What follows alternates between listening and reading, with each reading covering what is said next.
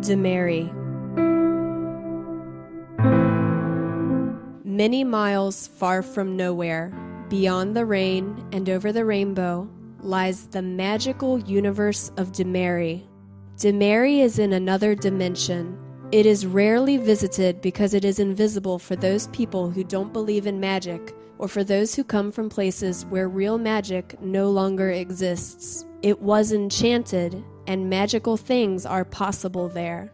But contrary to what you can imagine, it is a universe filled with endless, dark skies, full of clouds and fog, where there is only night and the sun never shines.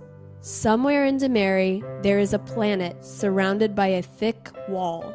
It is called Cumis, and there is only a small, dead city, since it is always dark and in silence. There is only light in the castle that stands in the very center of the city. Danny and Sandy are two twins who live there. They are 10 years old, they are tall and slim, and they have got blue eyes and straight brown hair. They live alone.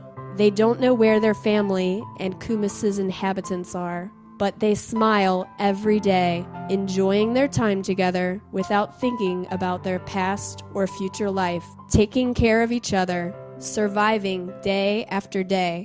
They have got a mystery to solve, and they don't know how. Some years ago, their mom, before leaving the castle, told them, "After a good nap, look for the map under a bottle cap." Not very far from Cumis is Ea, another small planet which is also dark. The only life is the smoke that comes out of a chimney. Circe is an unusual scientific who has been living alone there all her life. She was abandoned in Ea when she was a child, and she grew up surrounded by her own fear. She was afraid of people, and she discovered hundreds of magical potions to change her physical appearance just in case someone landed on Ea. She also played many tricks to make people disappear. She hasn't met people for ages, and she couldn't imagine the importance of having a family and friends. One foggy afternoon, while Sandy was sleeping, Danny was thirstily drinking in the kitchen of the castle. What a surprise when he saw the map inside a bottle! He woke Sandy up. She took a bag and they left the castle. Following the instructions of the map, opposite the castle was the post office. So they crossed the street and they discovered that there was a big envelope with their names waiting to be opened there. It was a letter from their parents. "Follow the instructions and trust yourselves." They looked at the map, and the next stop was the bank because they needed money. It was between the supermarket and the hotel. There, a bag with some coins was waiting to be opened. Then they had to turn left, and next to the town hall, there was a greengrocer's, where they took fruit and vegetables for their journey.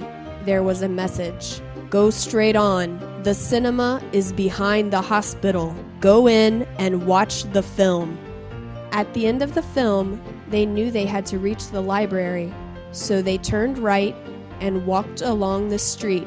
They went upstairs, and they entered the room that had no door. On a table, there was half of a book with a note: "Take me to the airport. Dymeriehigh needs us to find my other half." At the end of the main street was the airport, and a robot was waiting for them.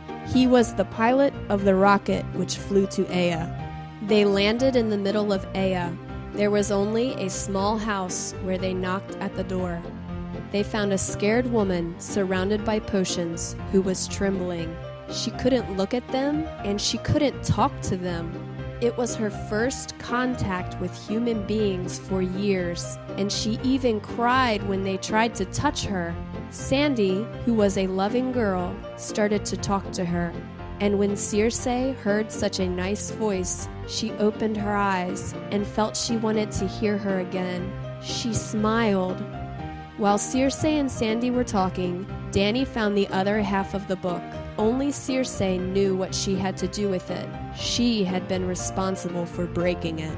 Being afraid of people made her react like that. She was not aware of the consequences of her actions. She did magic only to protect herself, and couldn't imagine what she had caused by breaking the magic book in two halves. Darkness and loneliness were the queens of Dymeriehigh because of her acts. So they put the two halves together, and suddenly the sun came up. They needed sunglasses. They had to go back to Cumus, where human life was starting again. Nervous to meet their family again, Sandy asked Circe to go with them. She wanted Circe to learn the importance of loving and being loved, because life is nothing without love, and a day without laughter is a day wasted. She accepted.